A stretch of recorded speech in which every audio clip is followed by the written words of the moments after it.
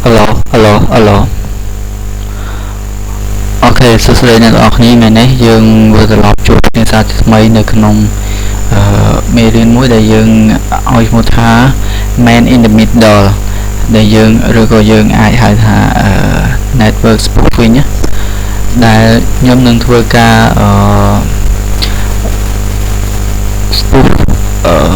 spoof in network ដើម្បីឲ្យ client ទាំងអស់ redirect ទៅកាន់ website របស់ខ្ញុំឬក៏redirect ទៅកាន់ website មួយណាដែលខ្ញុំបានកំណត់អញ្ចឹងដើម្បីប្រើវាយើងប្រើនៅក្នុង Kali ឬក៏ Backtrack អញ្ចឹងខ្ញុំប្រើ tool មួយរបស់Kali មានឈ្មោះថា Web Slot ណា Web Slot អញ្ចឹងយើងចាប់ដើមWeb Slot គេនិយាយទៅលើអូខេឥឡូវយើងវាយ Web Slot not found okay here Web Slot ចឹងនេះគឺជាមួយសម្រាប់ឲ្យយើងអញ្ចឹងយើងដើម្បីយើង spoof network យើង redirect client របស់យើងទៅកាន់ website ណាមួយដែលយើងចង់នោះគឺយើងត្រូវ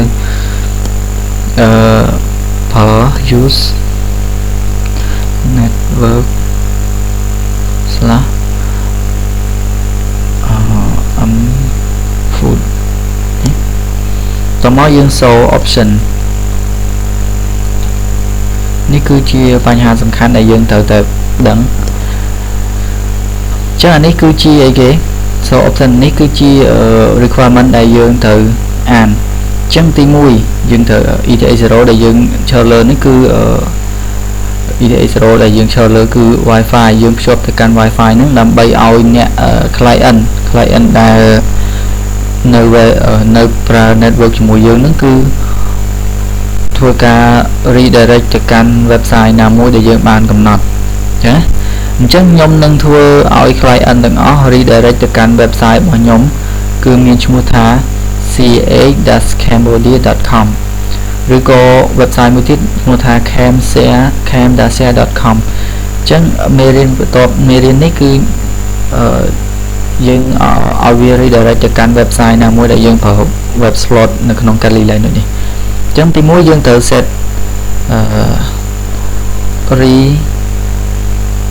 read host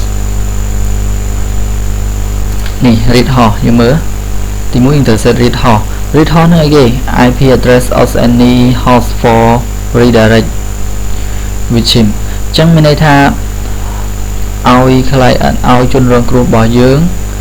គឺ redirect ទៅកាន់ IP មួយណានេះ IP address ឬក៏ domain.com thai domain example.com ចាអញ្ចឹងនេះគឺជាទី1អញ្ចឹងខ្ញុំឲ្យវា redirect ទៅកាន់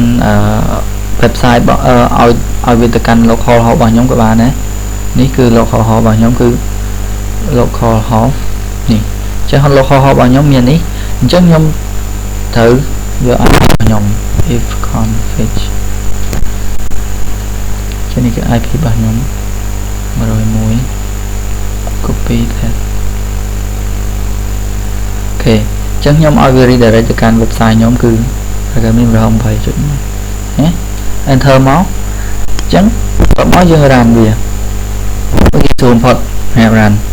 ញ្ចឹងនេះគឺវាទៅប្រមូល indicate របស់នេះមកអញ្ចឹងនេះ after you finish press enter for clean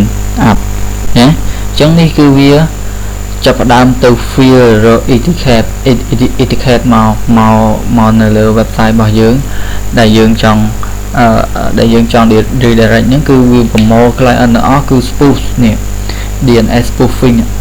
ទៅកាន់website ដែលយើងចង់ redirect ទៅ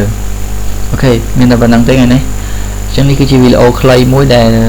ងាយដែលយើងអាចរកបាននៅលើ YouTube ដែលមានឈ្មោះថា Man in the Middle Web Slot Use Web Slot on Kali Linux ឬក៏យើងមើលជាភាសាខ្មែរគឺវីដេអូរបស់ខ្ញុំនេះដូចគ្នាប្រហែលជាមិនបញ្យល់បានរបស់ក្បាយទេព្រោះអីវាស្រួលដែរអញ្ចឹងនេះគឺជាវីដេអូមួយសង្ឃឹមថាអ្នកនរគ្នា like subscribe វីដេអូនេះ ហើយ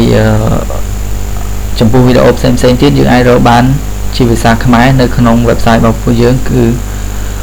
forum របស់ពួកយើងគឺch-cambodia.com អូខេអរគុណជំរាបលា